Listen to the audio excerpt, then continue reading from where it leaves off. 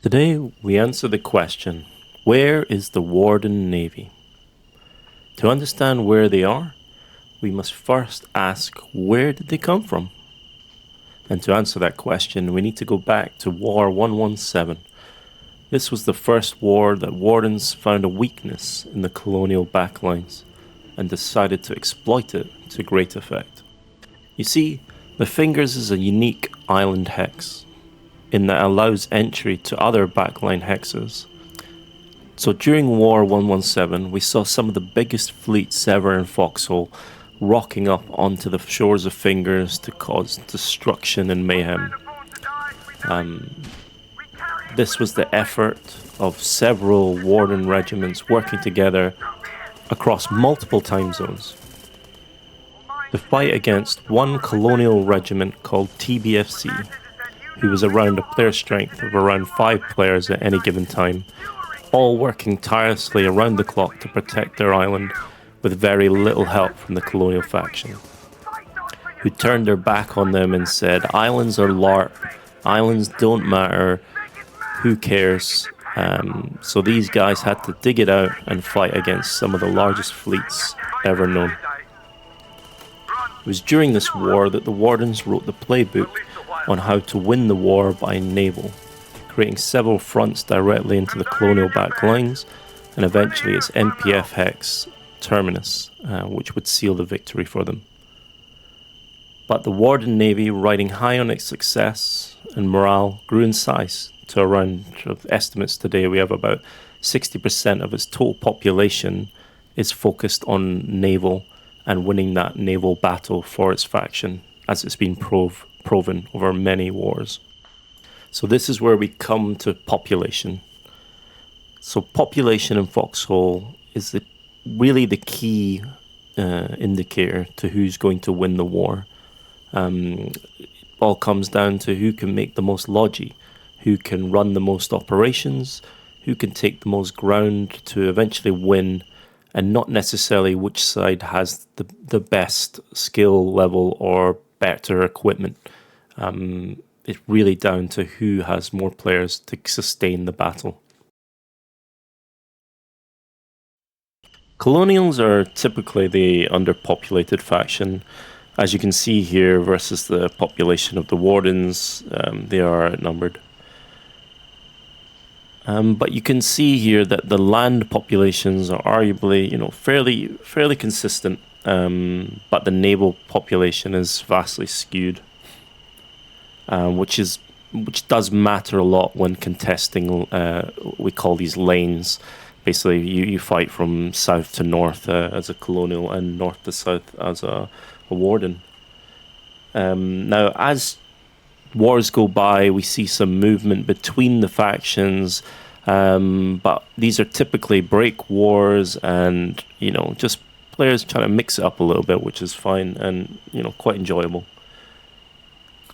The issue is that colonial naval players is a very up and down, right?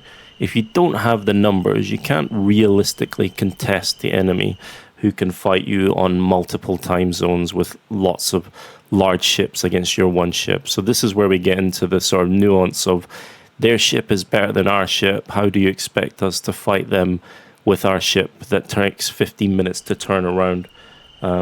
So there has been improvements by the devs, to be fair, to try and breach this balance. But we can look at War 125 when the Wardens came over to Colonials to do some navy ahead of the update war, but a lot of the Warden population decided to go on a Breakwar. They want to get ready, they want to relax ahead of the new war. But that meant that the Warden regiments that did come over were quite disingenuous about the war as well, saying that, look, your ships are fine, guys, you just need to use them better and everything will be all right. So they returned back to Wardens for 126, and again back at full strength. So it's hard to say in a vacuum, is it fine? Because of course, if you have more ships than the enemy, then your likelihood of killing those ships is increased. But on a one-on-one situation, then there's a lot more nuance around it. But the update arrived. And with the update came improved building. Colonials could now build Tier 1 howies or Tier 2 howies, so that protected their islands from early gunboat assaults or acted as a deterrent. This was huge because that meant we could rebuild anything we lost, we could be rebuilt again. And the other big thing was storm cannons could now make large holes. So this is the ultimate deterrent to large ships. But the storm cannons still need to be built. They still need to be maintained. The ammo needs to be prepared. They need to make sure they've got enough battery power to allow it to actually fire. There's all these things that need to be factored in, rather than just it being an omnipresence against the Warden Navy. So that brings us today. And how did it begin? So there was major battles on Stema Landing and a lot of intense fighting. Colonials didn't really have any large ships, but they could rebuild everything that got destroyed by the Warden fleets overnight, because they could produce BMATs from the refinery, so they could keep doing that, but they didn't have components because they were all in the middle islands. So that basically they had pistols, gas, all the basic logi, but BMATs could build and rebuild. So Wardens, enjoying the free PvE, would come out each night. Sometimes they'd bring 3 frigs in one night, sometimes they'd bring gunboats, even a battleship and a longhook as well, one night as well. They're all trying to take the island through their naval superiority, but they didn't choose to land a lot of the time. So a lot of the time they'd destroy stuff and they'd leave and come back without getting much impact. But this was fun. Everyone had a good time. Wardens had a good time. They got to take their ships out. They got to shoot the fish in the barrel. That's the Colonials. And the Colonials got to fight. They got to survive and keep things going.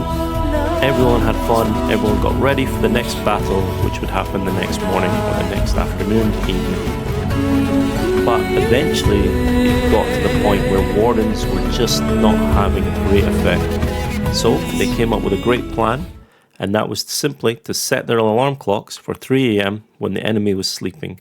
That way they could just walk straight into the town with little or no resistance, blow it up, and there would be no chance for the Colonials to respond in time. And that's how they did it.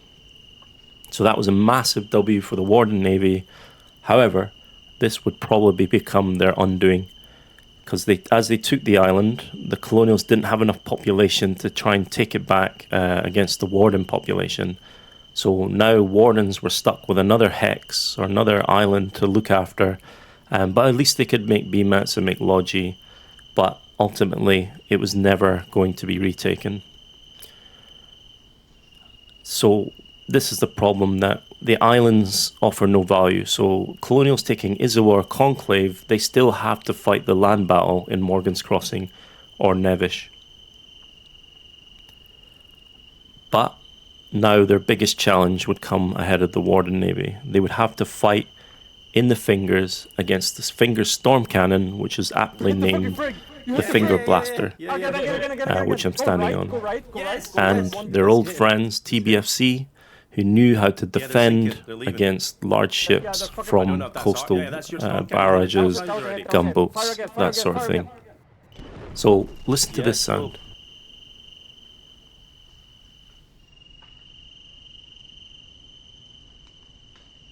That's the sound of the Fingers every day. Peace and tranquility. Gone are the multiple large ships and the gunboat flotillas every night. Most of the nights can be found as just a single motorboat with a guy putting up some listening kits and trying to do some partisan activity, which he quickly gets QRF'd by. So where did the Navy go? Well, this is the puzzle that Colonials are trying to figure out. Why did the mighty Warden Navy suddenly disappear overnight since they captured Stema Landing? It's almost like they said, "That's it guys, we've done our job, the rest is up to you," and logged out of the Warden faction. But it seems like Wardens are afraid to get their hands dirty. They're afraid to get their ship's paint scratched. They're not prepared to break a few eggs to make an omelette.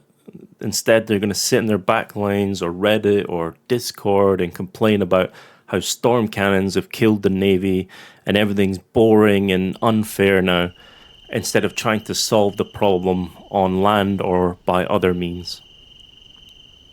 Because ultimately, Wardens seem to forget about the wars that Colonials had to go through, where they were getting fought out popped.